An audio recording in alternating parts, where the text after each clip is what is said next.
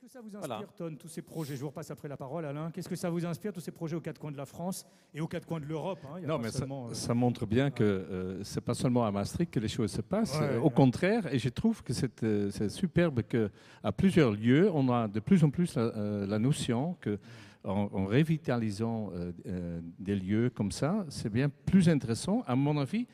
Surtout les gens qui habitent dans des villes ou des quartiers pareils aiment justement beaucoup que, comme ça continue à vivre dans l'histoire. Et pourtant, on dit que les Français sont un peuple conservateur, extrêmement timide, et qu'on ne pouvait pas toucher, effectivement, à tous ces lieux. C'était intéressant ce que vous nous disiez, Alain, au début, c'est qu'il y a quand même eu toute la liste, hein, de tout ce qui s'est passé, et que c'est un peu une fausse image, parce qu'il y a beaucoup de choses aussi qui se sont faites en France, malgré cette espèce d'appréhension qu'on a de tout donner aux reines du commerce, en quelque sorte. Hein. Oui, puis on oublie parce qu'on vient de trouver la Villette, par exemple, qui n'est pas vraiment un lieu historique, mais qui est une réutilisation finalement de quelque chose qui avait été fait pour... voilà.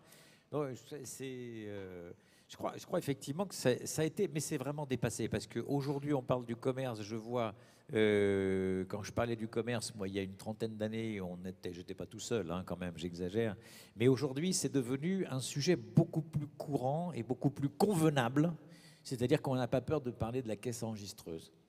Eh bien, voilà qui est donc dit, et on est au cœur effectivement du binôme patrimoine et commerce.